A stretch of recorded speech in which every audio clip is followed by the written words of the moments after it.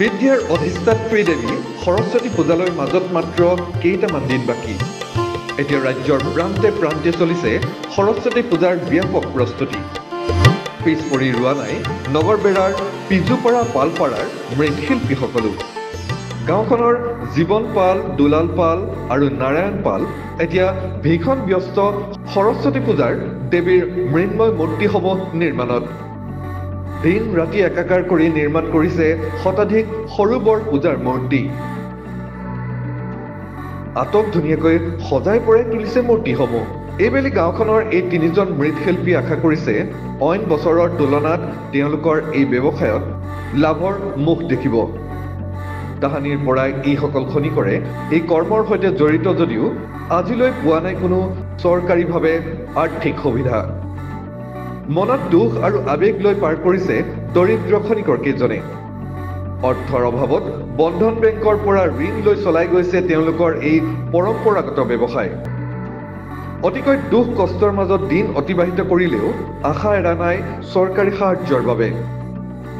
বছৰৰ এইটো সময়ত তেওঁলোকৰ সীমাহীন ব্যস্ততা, কিয়নো তেওঁলোকে স্থানীয়ভাৱে পোৱা অৰ্ডাৰৰ লগতে দূৰ দূৰণিলৈ বিক্ৰীৰ বাবে প্ৰেৰণ কৰে সৰস্বতী পূজাৰ এই মূৰ্তিসমূহ। সেয়ে সৰস্বতী পূজালৈ মাজত মাত্ৰ কেইটামান দিন বাকী থকা অৱস্থাত খনিকৰসকল ব্যস্ত মূৰ্তিসমূহত ৰং তুলিকাৰে অন্তিম পৰশ দিয়াত। পিছে এইসকল খনিকৰক বছৰৰ পাছত বছৰ ধৰি চৰকাৰে কৰি অহা অৱহেলাৰ সাম কাটিব কেতিয়া? অলপ বনাইছোঁ, এনেকুৱা কেমিকেলো নাই, পইচাও কম।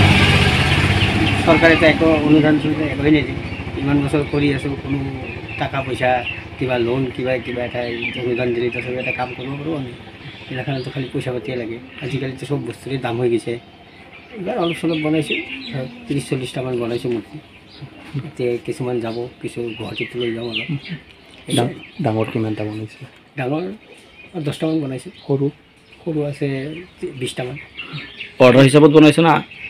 অৰ্ডাৰ হিচাপত অৰ্ডাৰ কেইটামান আছে ইয়াতে নগৰবাৰীতে বজাৰতে, স্কুলৰ কেইটামান আছে, 10-15টামান আছে, আৰু কেইটামান গোটেই গুৱাহাটীত যাব। এতিয়া পৰিস্থিতি কেনেকুৱা হ'ব এতিয়া গুৱাহাটীৰ পৰা কি হৈ আছে। ভাল যদি হয়তো ভালে হ'ব, আৰু বেয়া হ'লেতো বেয়াই হ'ল। এই যে আপোনালোকে খৰচ কৰে তাৰ বিনিময়ত লাভটো উঠে মানে? লাভ মানে এতিয়া কৰি অলপ চলপ উঠে আৰু এই কৰিয়ে চলোঁ আৰু এইটোৱে বিজনেছ, বাকী বিজনেছ নাই আৰু। এই চৰকাৰৰ তাতে বহুত অনুদান কৰিছোঁ, কিন্তু চৰকাৰে আমাৰ একো কৰা নাই। গাঁওখনত কিমানজন শিল্পী আছে? গাঁৱত আছে ধৰক ইয়াতে 3-4-5জনমান আছে। কিমান দিনৰ পৰা এই কামৰ লগত জড়িত? এই কাম মোৰ আজি মোটামুটি 12-13 বছৰ বয়সৰ পৰা কৰি আছোঁ, তেতিয়াৰ পৰাই। এইবিলাক আশাটো কেনেকুৱা, লাভৰ আশাটো এইবাৰতো ভাবিছোঁ যে ভালেই হ'ব লাগে। এতিয়া ভাল হ'লেতো ভালেই হ'ব, আৰু যদি বেয়া হৈ যায় তেনেকুৱা বেয়াই হৈ যাব। দাবী কি থাকিব চৰকাৰৰ? চৰকাৰৰ দাবী কি জনাব? চৰকাৰতো দাবী জনাই আছোঁ, কিন্তু চৰকাৰেতো একোই নকৰে আমাৰ। কিন্তু হিচাপত আমি এটা শিল্পী হৈ কিন্তু আমাক চৰকাৰে অলপ অনুদান কৰিব লাগে, কিন্তু নিয়মত নকৰে নহয় চৰকাৰে। এতিয়া চৰকাৰে এইবাৰতো কৈ আছে অমুক দিব, লোন দিব, হেন দিব, একোতো কৰাই নাই।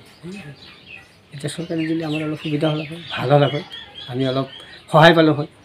এই আৰু কি চৰকাৰৰ কাছে এইখিনিয়ে অনুৰোধ আৰু কি। যিহেতু আপোনালোকে কাপোৰ কানি মাটি ইত্যাদি কৰি চব কিনে কিনিব লাগে, চব কিনা খৰচ অনুযায়ী আপোনাৰ লাভটো হয় নে নাই? মানে কিবা এটা থাকে আৰু চলি থাকিব পাৰোঁ মানে কি এনেকুৱা মানে কি। দাবী কি জনাব চৰকাৰ?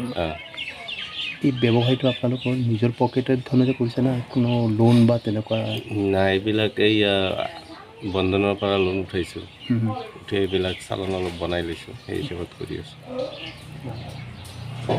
যিহেতু চৰকাৰৰ ফালৰ পৰা একো সুবিধা পোৱা নাই, এনে চৰকাৰৰ পৰা কোনো লোন পোৱা নাই। দাবীটো কি জনাব চৰকাৰে? দাবীটো আমিতো এই বিশ্বকৰ্মা লোন দিয়া বুলি কৈছিল এটা অনুদান, কাগজ পাতি জমা দিছোঁ, এতিয়া বোলে হোৱাই নাই এইবিলাক। এতিয়া হ'লে অলপ ভাল লাগিল হয়, কিবা সহায় পালোঁ হয় অলপ। ব্যৱসায়টো মালিক এটা আপত্তি মানে কি যদি লোনটো বিলাক হয়, 1 লাখ টাকা লোন পালি এটা চালান হ'ল আছে, য'ত 20টা বনাইছোঁ তাত 30টা বনাব পাৰোঁ।